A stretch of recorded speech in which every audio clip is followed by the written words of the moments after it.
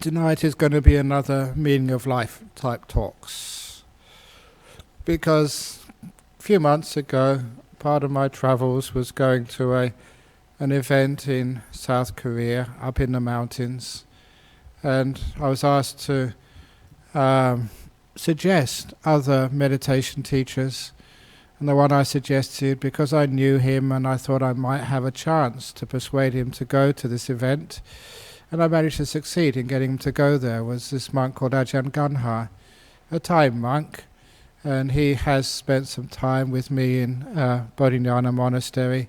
And for those of you who don't know him, I'll just repeat his amazing story of the time when he was in the jungles of Thailand, sitting meditation in the jungles with a few other monks, when they all opened their eyes because there was a big jungle animal coming towards them. And it was a king cobra. And king cobras, I've seen a king cobra once, and it just shocked me how long it was. And this is much longer than you read about in the books. This was in the jungles, because I saw its body stretched across the path and it was moving. I never saw its head. And the path was about 4 foot wide, about 1.2 meters. And I counted how many path lengths. 1, 2, 3, 4, 5, 6, 7, about 8 path lengths till the tail came out. That's about a 10-meter long snake, which is really huge. So, at least, because I never saw its head. And strange thing is, if ever you have those experiences in the jungles, you never feel actually afraid. You feel like awestruck that such a huge creature can exist and you can see them.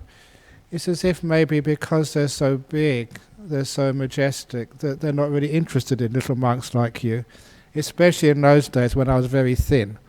Nothing much to eat. Go for the fat ones. But anyway... And anyway, this big king cobra came up to these monks, especially to the senior monk, this Ajahn Brahm. It's this classic story. And actually, I should actually mention that, as all the monks who know this story, if you've heard it before, that in that part of Thailand, it was in the northeast, in a particular part of the northeast of Thailand, and they had like nicknames, like we do have nicknames for all sorts of animals. And the nickname for that king cobra in the northeastern, it translated as the one-step snake. And the reason they called it one-step snake, because once it bit you, you've only got one step and then you're dead. Is that venomous? Okay, so these are not things to be played around with. I mean, really venomous snakes. So anyway, that was its nickname, so a very scary snake. And so the snake came right up to this monk. All the monks were watching, had their eyes open. And the snake, like snakes do, it raised up its head. A cobra opened up its hood right in front of the monk. Right in front of the monk's nose. Now, when I tell this story, I usually ask the question, if that was you, sitting in a jungle, with a big king cobra, what would you do? And getting up running is a total waste of time, because I've seen these snakes, and the other thing you're awestruck by is how fast they can move. And even I remember there's a big python which stayed in a monastery in Thailand where I spent many years, huge python, and that could move really fast. Fortunately, when it showed me how fast it went in the opposite direction, not towards me. So I wasn't that scared about that, but really fast. So you can't outrun these snakes. So what can you do? So what this monk did, a great meditator, a great monk, he raised his hand and patted the king cobra on the head, saying in Thai, "Thank you for visiting me." And that king cobra never bit the monk, because it's very rare. It's just so, you have to have a very lucky day to get your head patted as a cobra. And so that cobra was loving every minute of it. Oh yes, this is so nice. Do you like having your head patted every now and again by some kind person? Even these days, sometimes people ask monks to pat the baby's head and pat somebody's head as a blessing. And that's so hard for a snake to get. This cobra's getting a really nice patting from a very holy monk. That was so wonderful. And this monk just kept patting his head. And after the snake had enough of being patted by that monk, it closed its hood, put its head down, and apparently then it went to another monk, raised its head, opened its hood, and that monk said, "No way, go back to him." I'm not going to try this. But the snake was fine. But this is like the monk who pats king cobras. And also, we should have him here because when he was staying at Bodhinyana Monastery, we're having trouble with our local council. When he was staying at Bodhinyana Monastery, the first year he came to spend a rains retreat with us, or first or second year. And that's when we had the plans for our meditation hall in the council. And no, they didn't know who we were. Buddhist monks, what are they here for? What are they doing? And so, the mayor of the Shire of Serpentine Jarrow came to visit us, to check us out. And the mayor came. And the mayor, this was many years ago. If you think I've got something around my tummy, this guy has got twice as much as I had. A really fat mayor. He was wearing a suit. I always remember this. He was wearing a suit with a nice jacket, and those buttons were almost going to explode any second. They're just really being pulled apart. So he came, and unfortunately, the first person to greet him, the mayor of Serpentine Jarrow Shire, was this monk, Ajahn Brahm. And this monk went right up to the mayor, saw his enormous belly, and started rubbing it. And as soon as I thought, stop it! This is not the way you greet His Worship the Mayor, by rubbing their fat belly. And I thought that was the end of our planning approval. No more approval for anything. That's really an insult. But in front of my eyes, I saw this mayor. His face just softened. He started smiling. And then I was there, I saw it giggling like a little baby, loving every second of having his belly rubbed. This is a guy who can rub snakes' heads. So, rubbing sort of Donald Trump's head, that would be easy for this monk. or rubbing the belly of the man. No problem. And from that day on, that mayor became one of our best friends. Even though I went to his funeral when he died, as an invited guest. So he was a really good friend. Just that kindness. But anyway, when I invited this monk to go to this ceremony with some of my friends in Korea for great meditation masters, when I asked him there, he said, well, my English is not very good, and you know what I teach. You can teach for me, Ajahn Brahm. And I said, well, what do you want me to say? And he said, well, what life is all about. Because it was him who kept on saying, life is all about giving and service. It's to give, surrender, do stuff for others, not thinking about yourself. And he went on about this for over half an hour. Just the meaning of life is to serve, is to give.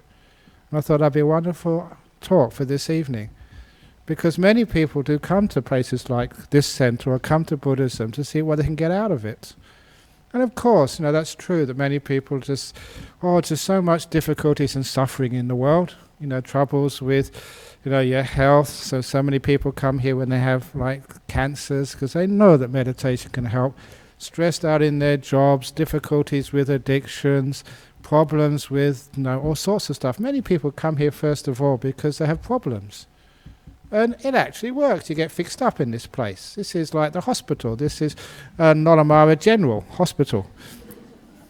In all sorts of different ways. And of course you've all experienced that. That's why you keep coming back. And that's why many people listen to these talks online. So it actually works. You actually get something, which is fine. But that's not really enough. That sometimes, once one has received, then actually one is obliged almost just to give. But it's not just to give for the giving's sake. because that is part of the happiness, it's part of the meaning of life. And if you're not serving and giving and helping out others, you actually miss out on life.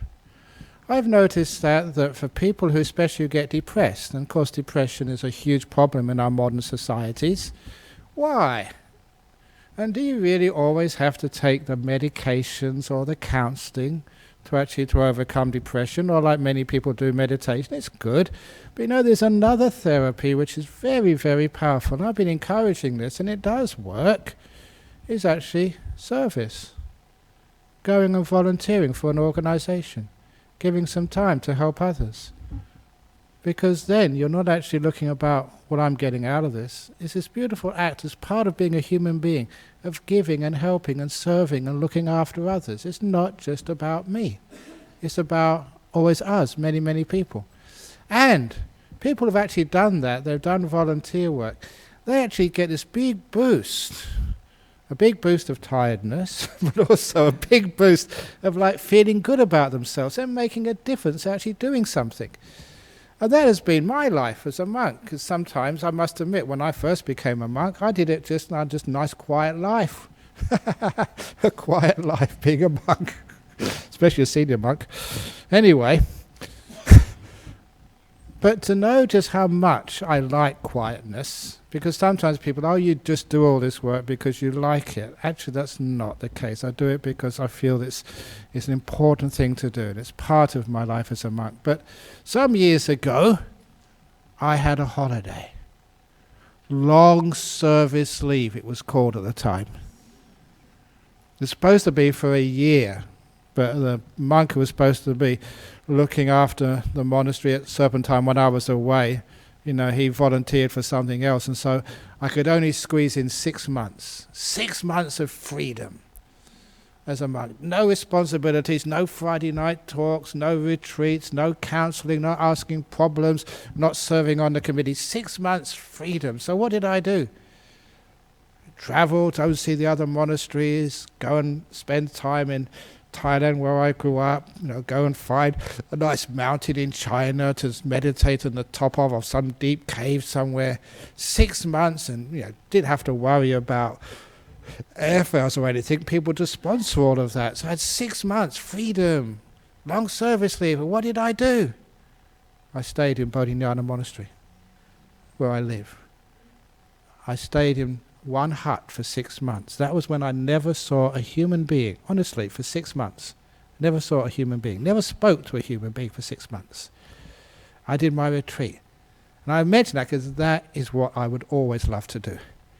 And for those, there's actually people here, they were just waiting. The first Friday night talk when I came off my retreat, I think they were having sort of some bets. Is he crazy?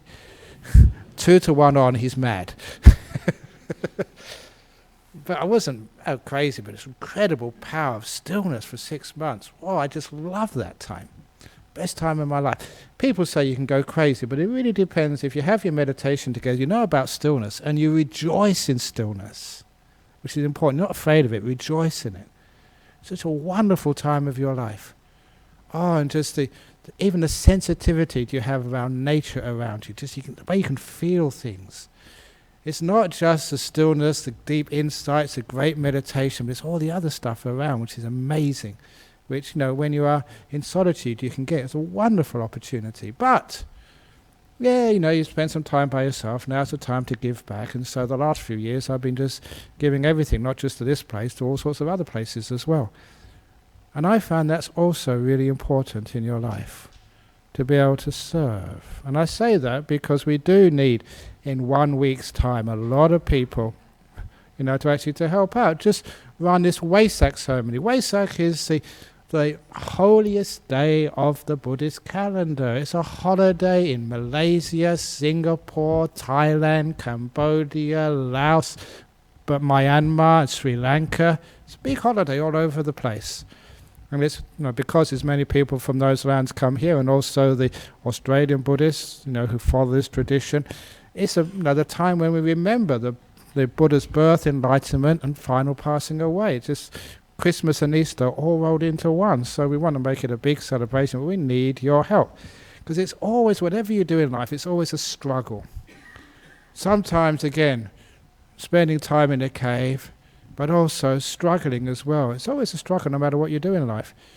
Just becoming a monk was a struggle. To get permission from your parents to find the opportunity so you can find a place where you can meditate, and struggling with the difficulties of climate, really hot. I was made in England, not made to live in Thailand.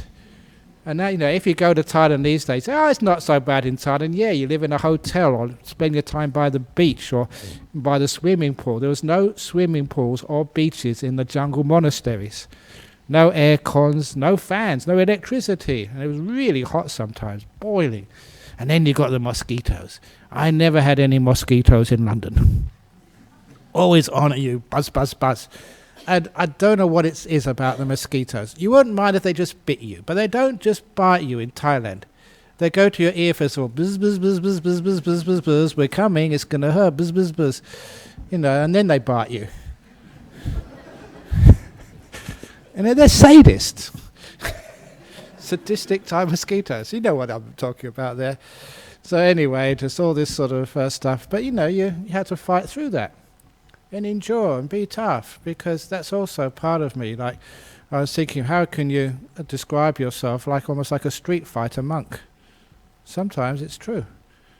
Because then also you come over here and just to get a monastery together. I did most of the building of Bodhinyana Monastery. It was really hard work. You really had to fight and give a huge amount of effort just to build, because there was no money at the time. I've done many, many stories how incredibly tough it was, working all day. Sometimes people never turned up for food.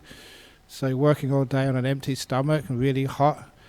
And I remember that I had this old time when I was a young monk, monks, they always know these. I was staying in a tent once, before that was one step up on my door. If you don't know the door story, the first thing which I slept on in Bodhinyana Monastery was a door. I was with another monk, on 2 or 3 bricks on the corners, because that's all second-hand door from the wreckers or the salvage yard. That's right. And we had 2 doors. One was flat, the other one had ribs on. Because I was a junior monk, I got the ribs. And I slept on that for about 3 months. Well, sort of. We didn't really sleep. But anyway, that was tough. But then I went up market. I had a tent. And in the tent, it was an old tent, leaked. And my little mattress, only a few inches, was always soaking with water for 3 months, absolutely drenched. So if I actually sat meditation on that soft surface, just the water would just soak into my butt. The only way I could actually keep dry was not really dry, but if you lay on it, you spread out the pressure, and so the water doesn't actually come up. And that's absolutely true. But you fight for this, because in the end that a little bit of endurance, a bit of building, getting people's face up, you can actually get a monastery together. And really proud that we built a monastery here in Australia. No other city has got a monastery like Bodhinyana Monastery. But then what can you do? Just relax? No. More service. There's more stuff to be done. Because sometimes people think that Buddhism is just so passive. You just sit there and meditate all day. And just something happens, just let it go. And that's not what happens. I think one of the first things which I got really sort of upset about, and I did something. I don't just sit there and do nothing. If there's something you can do it and give it everything you've got. Was when somebody pointed out an article. It was actually published in the West Australian, our local magazine, but the original article came from the Daily Telegraph in London. It was an article about the Dalai Lama and homosexuality. And he was quoted in that newspaper as saying, you cannot be gay and a Buddhist at the same time. And of course, His Holiness the Dalai Lama saying that was, really upset the Buddhists. And so they asked me, Ajahn Brahm, help! Because a lot of gays, lesbians, transgenders, forget the other names, but a lot of people, they look to Buddhism as the one religion they can be loved, accepted and respected. And they've been coming to places like this for such a long time, and that was dagger to their heart. What you mean? We found a place at last, some place we can respect, we're welcome, we're treated with dignity, and now you say we can't be Buddhist? And that really hurt so many people. They sent me so many letters. So what did I do? I sent my letter to the West Australian and saying, Dalai Lama is a very, very holy man and very good, but we all make mistakes sometimes, and he's made a mistake. What he said was absolutely wrong. And I got some hate mail from his supporters. You can't question the Dalai Lama. I said, yeah, of course you can. No, we all make mistakes sometimes. I usually make many, many mistakes. I tell these terrible jokes, which is a segue for today's terrible joke. The mic's not going to say this. Should I? Is it too bad? Okay. Today's terrible joke from a kid. It's a kid's joke. What do you get when you throw a grenade into a French kitchen? What do you get when you throw a grenade into a French kitchen? And the answer is linoleum blown apart. That's a terrible joke for a kid.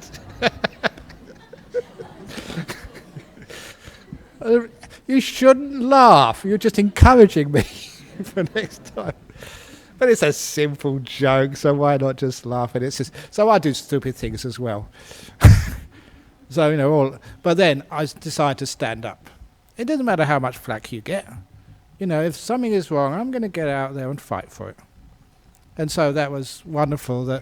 And people thank me. At least I'm a leader of this temple, religion, if you might say, in Australia. And leaders have to take that responsibility to stand up for what's right. And actually, if you can change something, change it. And so at least you can do that. And so gay, lesbians, transgenders feel welcome here. And I always remember as a result of that, because my letter was prominent and people argued about it, but I stood my ground and said, no, of course you can be a Buddhist, you're welcome. Please, in the time of the Buddha you were welcome, now you are welcome, you always will be welcome, everybody's welcome. I don't care what race, religion, age, sexual orientation, whatever disease you've got, you're welcome here. We're into sharing, share your diseases. With an attitude like that, you don't get diseases, you become immune. But anyway, so as a result of that, I got one of my great honours. And there's a few things you have in life when people show their gratitude for you, and you'll never ever forget it until the day you die. And my reward for standing up for that cause was I got my invitation to the gay and lesbian Mardi Gras breakfast. Not the actual Mardi Gras, for the breakfast beforehand. And so I was so happy to go over there. I think held at Curtin University at the time. And when I gave a little speech, I remember my little speech, and you say, thank you for inviting me, and you think you are deviant. You say, you are not. I am more deviant than you are. I don't have any sex. I'm a monk. And he got a laugh, and it's okay, because it's actually true. As a celibate, people think it's unnatural not having sex. People actually say that. It's unnatural. There's something wrong with you. And they say, we can fix it. We can fix it.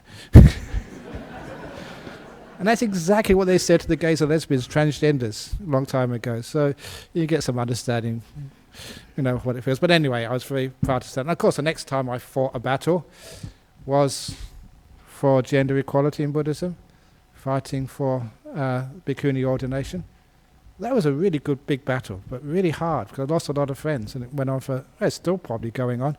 Still every now and again, sort of people just still don't treat me with respect because of what I did. But of course, you treat yourself with respect because you know what you did was an excellent thing. And you know that because now, here in Perth, we've got this incredible, wonderful monastery in Gidgee-Gannup. The nuns monastery, bhikkhunis, the real thing, which is an envy of many people in the world. Again, I don't know of any bhikkhuni monastery, as well supported and as vibrant, as alive, as respected as the one we've got over here. So you fight these battles, because that's my way of service, of giving. You've got some power there, give it and make it happen. Making our retreat centre happen for you guys. And just the monks are there, usually when there's no retreat on, building it up for you.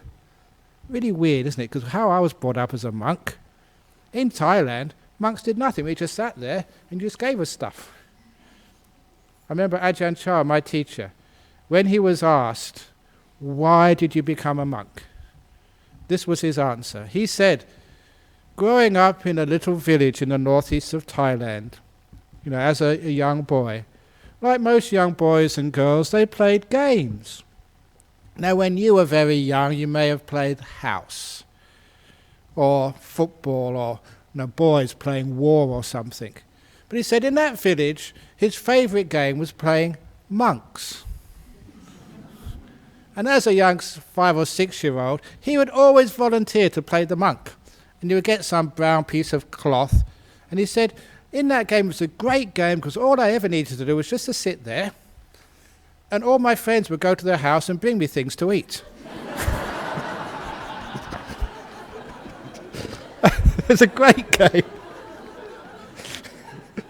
He said, from that time on, I realised that's what I want to do in life.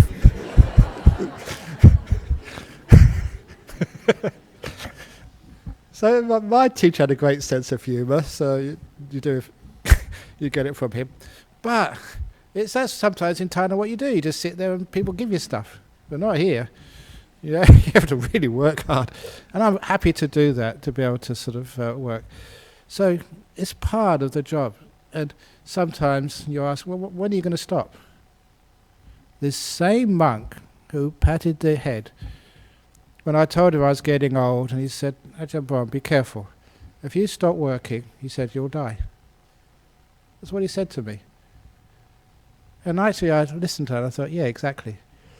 Because we all need to have a meaning for our life. Something we're actually doing, something we're serving, something we can feel proud of, something we can actually, at the end of the day, we feel we've achieved something. And as long as I've got breath and there's something to achieve, I'll still keep on working. And of course, there's always stuff to be done. And I'm inviting you to join that. This beautiful act of making something much bigger than yourself. A community, a little plug here for our nuns monastery, Dhammasara. I found out just a couple of weeks ago that in the building license or building permission, they are required by the local council regulations to have an entrance road 6 meters wide, going from the gate to their car park because of fire. It has to be sealed. So they can't just have the gravel road. In Thailand it was so easy, just do anything and just everyone would say sadhu, sadhu, great monks, whatever. You can do whatever you want and no one would bother you, but not here.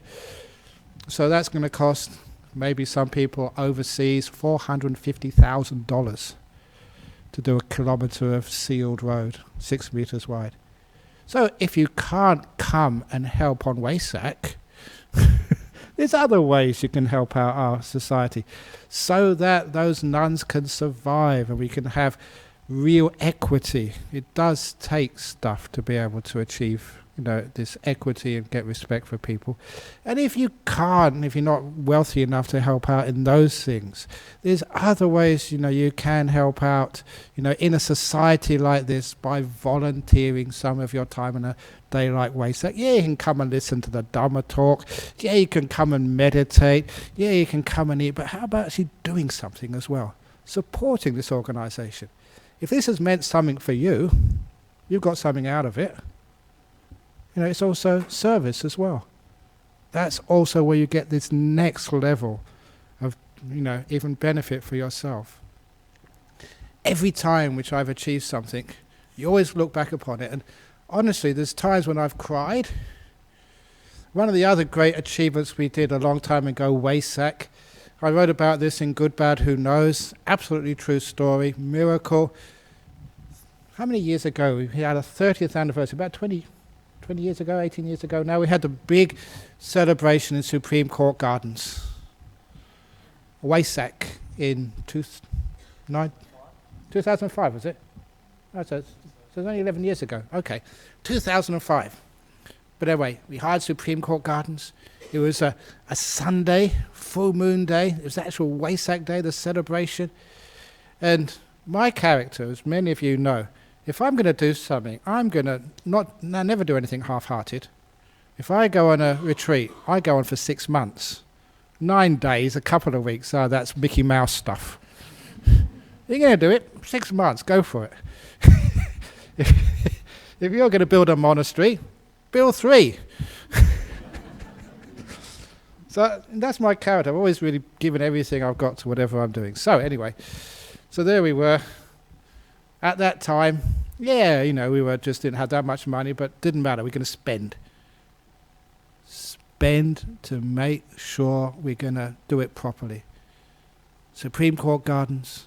We got a big new Buddha statue from Thailand. You know where it is now? Behind me. That one.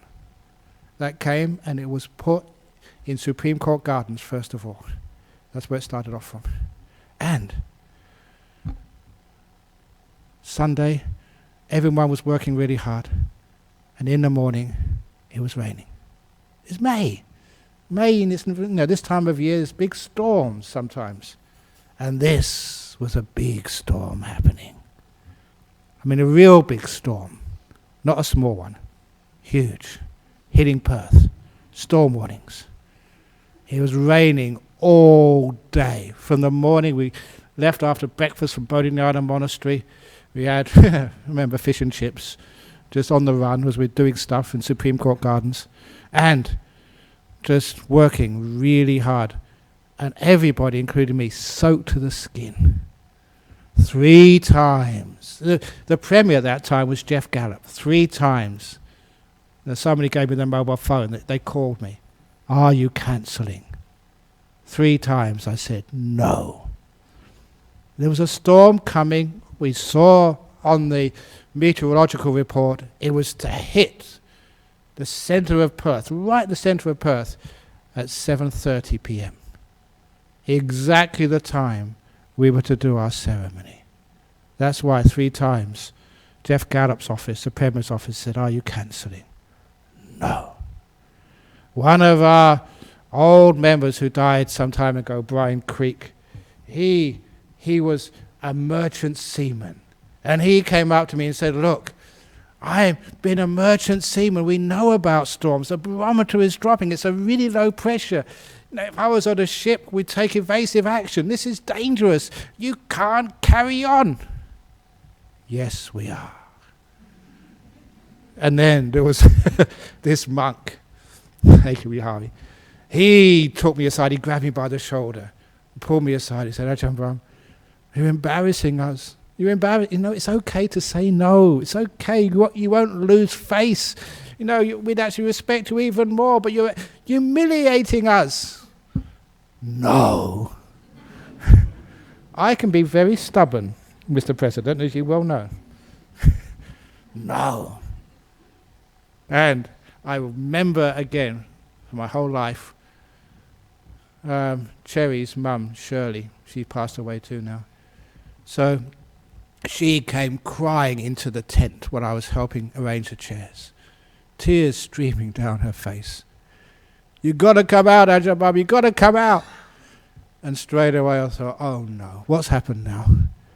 Someone had an accident or something. And she came out and she never said anything, she just pointed up at the sky.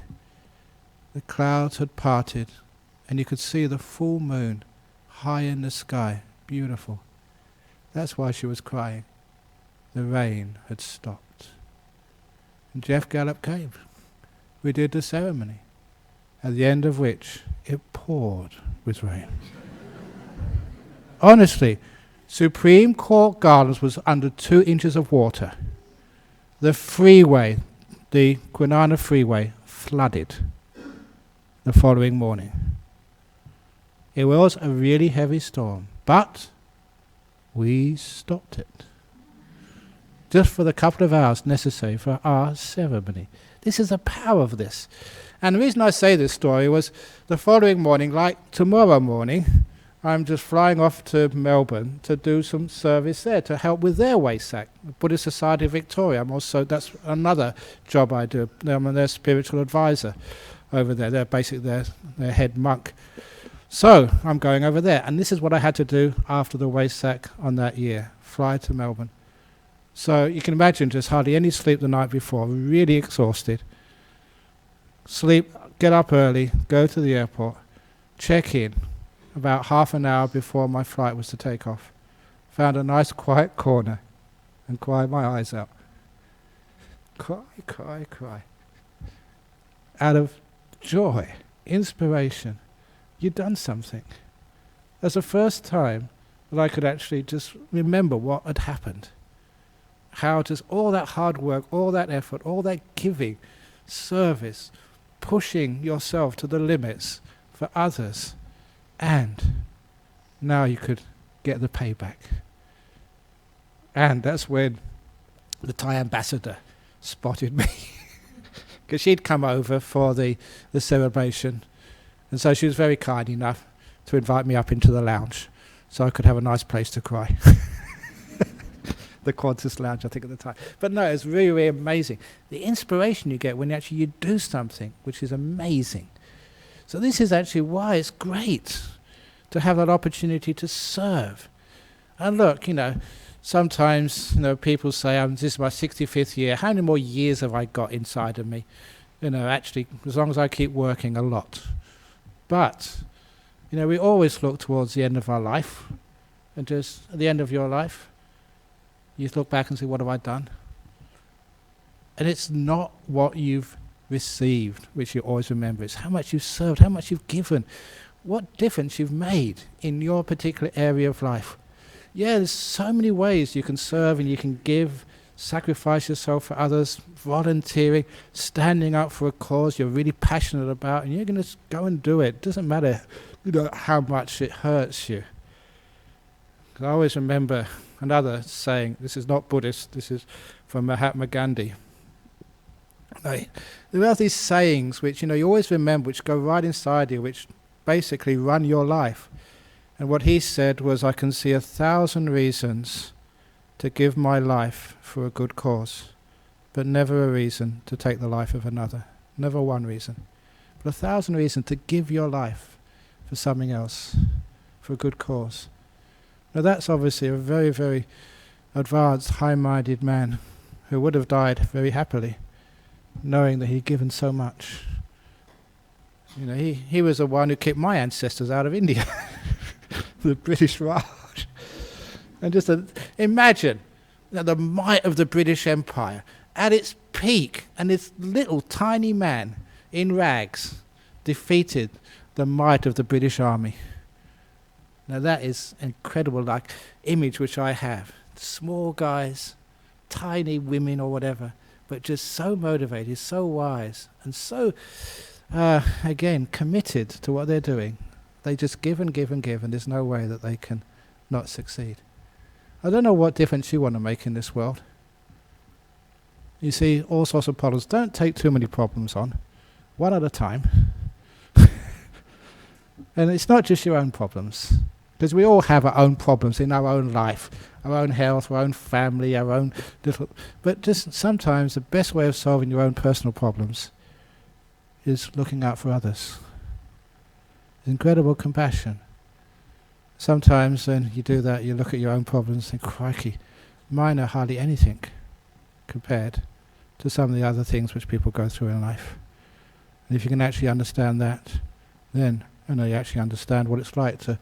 As they say that, if you ever really want to understand men, just, walk a mile every day in their shoes.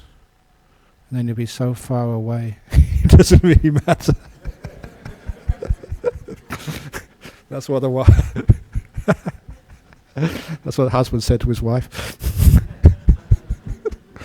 But, no, sometimes, that when we do serve others, the whole thing is our mind goes out to another bigger cause. Sometimes we're so focused on ourselves, on our own problems, we get obsessed. We don't actually see the bigger picture.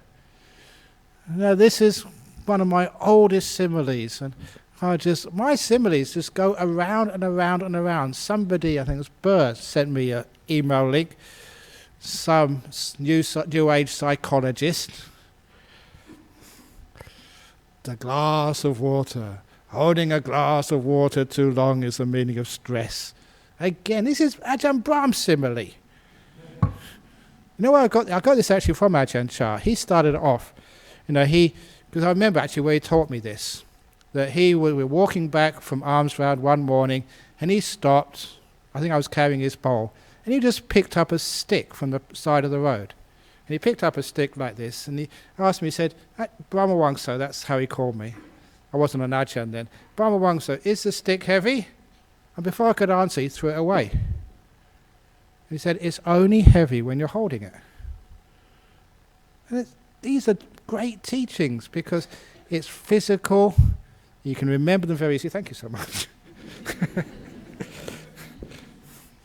It's only heavy when you hold it. Now, when I started teaching that here, I didn't want to throw this around. I did it this time. So, what's a similar simile? A glass of water, because this is, always have a glass of water in front of me when I give talks. So, use whatever is to hand. So I said, glass of water, the same. It's only heavy when you hold it. Actually, the longer you hold it, the heavier it becomes. That's where the simile came from. And you see it sort of, it's gone around. And one of the other similes, which goes around, which I invented, my hand. How big is your hand? My hand is now so big I can't see any of you. All I can see is my hand. That's all I can see in the whole universe is my hand. Is it my hand's fault it's too big, or is it because my perspective? When I put my hand where it belongs, at the end of my arm, my hand hasn't diminished in size. But now I can see each one of you, and I can see the garden outside, I can see the walls, I can see so much more when I get the right perspective. Trouble is, when we have our own problems, it's right in front of us, that's all we can see, we can't see anything else. We put it where it belongs, at the end of our arm. The problem is still the same, but perspective has changed, and that makes all the difference. And one of the great methods of getting that perspective, getting the hand from in front of your face and to out where it belongs, at the end of your arm, is service to others. Giving, looking after other people. Doing something which is not you, which is community, which is us. Service, doing things for others. What that does is puts your problem in perspective, and you find from that it just starts to evaporate away. And you get this incredible joy, because we are social beings. Yeah, I can do 6 months by myself. Not many people can do that in solitude, but I also have to come out and serve others afterwards. To share all of the power which you get to others, all the wisdom, all the happiness, all the joy, all the bad jokes, to share. Because if you can do that, then you understand what the meaning of life actually is, to give. And there comes a time, because I know how to give selflessly, not expecting anything back in return, which is what giving is. If you're going out there serving, expecting to be thanked, expected to have your name on a board, expected to get some Order of Australia for all the amazing work you've done, if you're doing it to get something, that you're missing out. We give, we serve, not to get anything, but just for the privilege of actually serving and giving. It's a great, wonderful thing to be able to help others. Thank you. When people keep saying, oh, I'm just a doormat, I get exploited, I say, exactly, that is the purpose of your life. And that sort of starts to make them see it in a different way. Because I say, I teach by example. That's the purpose of my life, to be exploited. Exploit me. Use me as a doormat. Come up here, it doesn't matter how tired I am. Tell me your problems. I may not be able to fix them, but at least I'll listen to them with respect. And of course, tomorrow morning I'll do the same. And the next evening over in Melbourne, do exactly the same. Fix up this, fix up that. And sometimes you fix it up, sometimes it's too fixed already to fix. It's really in a fix. So sometimes you can't do anything, but at least you're there. So that idea to serve, to give, is actually taking you outside to something much bigger. And you just give, you don't expect anything back in return. Once you know how to do that, then, just to finish off this talk, you know how to meditate. How many people know how to meditate? Sometimes people look at me, some of the monks look at me, I work really hard. I just had a really nice meditation before this talk. Should be impossible. Been just worrying about the Waste Act next week and the council regulations and stuff. Whew. But I can let it go. To be able to drop all these problems and stress and really important matters, or what you take to be important, to be able to drop it is an amazing skill. And it's exactly the same skill you learn from service, from giving. To be able to let go of what you want, of you, yourself, your ego, your me. Because when you're helping others, there's no me involved anymore. Your focus is on something bigger than you. So when I meditate, again, I'm not meditating. I vanish. A deep teaching for you tonight. Those of you who've been on retreats, heard the talks of monastery, know this teaching.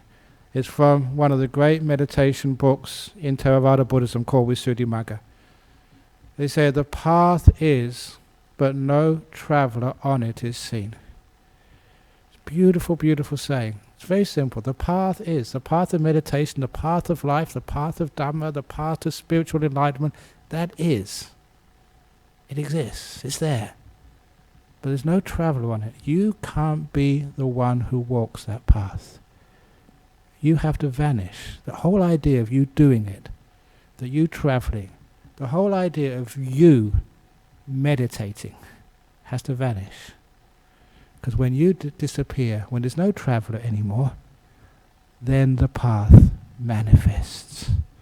This wonderful idea of disappearing, this me, this I, which causes me so many problems, vanishes.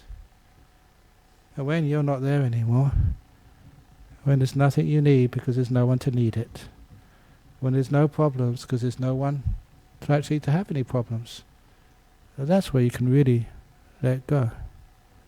Let go of the owner. And then all that you were attached to, there's no one to hold on to it anymore.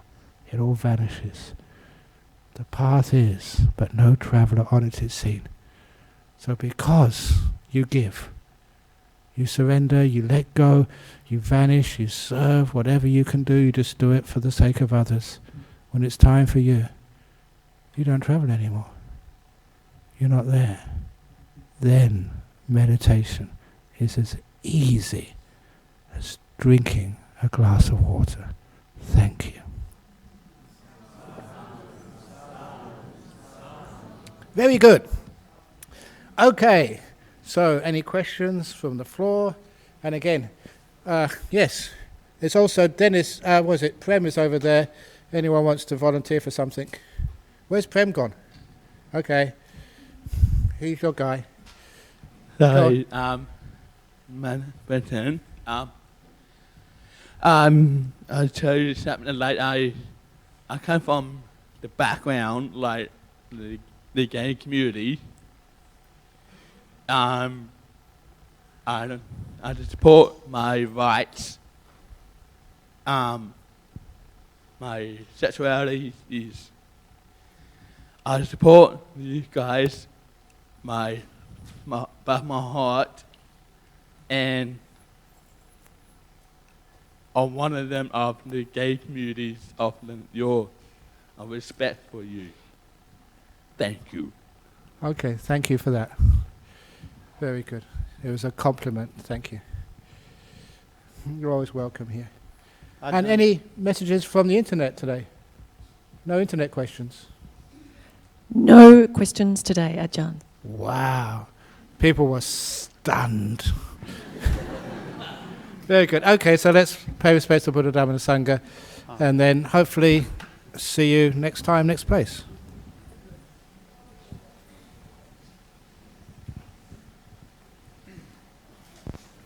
Arahang Samma Sambuddho Bhagava Buddhang Bhagavantang Abhivademi